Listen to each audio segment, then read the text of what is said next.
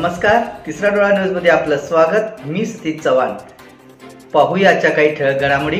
सांगली जिल्हा परिषदेमध्ये महिला कर्मचाऱ्यांच्या बालकांचे संगोपन करण्याच्या उद्देशाने पाळणाघर सुरू करण्यात आले आहे। जिल्हा परिषदेच्या सीयू तृप्ती धोडमिसे यांच्या संकल्पनेतून सुरू झालेल्या पाळणाघराचे उद्घाटन पालकमंत्री चंद्रकांत पाटील यांच्या हस्ते करण्यात आले। या पाळणाघरामध्ये लहान मुलांना खेळण्यापासून ते खाण्यापिण्यापर्यंत सर्व सुविधा उपलब्ध करून देण्यात आल्या आहेत। याचबरोबर जिल्हा परिषदेमध्ये काम करणाऱ्या महिला कर्मचारी या आपल्या मुलांना कामावर आल्यानंतर पाळणाघरात सोडू शकणार आहेत। तसेच कामावरून परत जाताना मुलांना आपल्या घरी घेऊन जाऊ शकतात। त्यामुळे महिला कर्मचाऱ्यांसाठी जिल्हा परिषदेचे हे पाळणाघर अत्यंत सोयीचे आणि मुलांच्या संगोपनाच्या दृष्टीने अत्यंत लाभदायी ठरले आहे। या उद्घाटन प्रसंगी जिल्हा परिषदेच्या सीयू तृप्ती धोडमिसे, अतिरिक्त कार्यकारी अधिकारी निखिल ओसवाल, उपमुख्य कार्यकारी अधिकारी संदीप यादव, शशिकांत शिंदे, डेप्युटी सीयू प्रमोद काळे, आरोग्य अधिकारी डॉक्टर विजय वाघ, शिक्षणाधिकारी मोहन गायकवाड यांच्यासहित अधिकारी उपस्थित होते। हे पाळणाघर सुरू होताच महिला कर्मचाऱ्यांनी आपली लहान मुलं या पाळणाघरामध्ये पाठवायला सुरुवात केली आहे। याबाबत महिला कर्मचाऱ्यांनी सीयू तृप्ती धोडमिसे यांचे आभार मानले आहेत।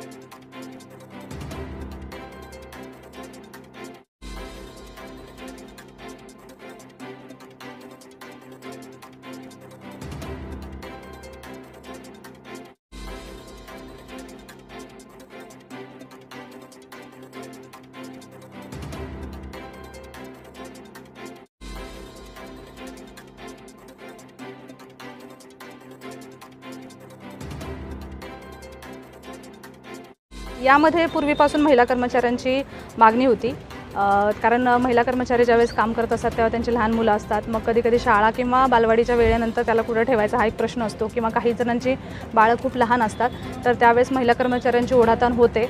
आणि त्याचप्रमाणे इथे येणारे अभ्यंगत महिला असतात, त्यांच्याकडे तान्ही बाळं असतात, तर त्यांच्यासाठी पण हिरकणी कक्षाची देखील आवश्यकता होती।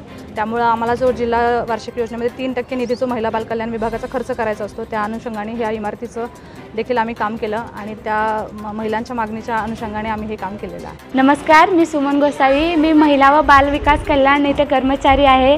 मी सीओ मॅडमांचे फार फार आभार मानते। त्यांनी आमच्या मुलांसाठी हे पाळणाघर अत्यंत सुंदर असं पाळणाघर तयार केलेलं आहे।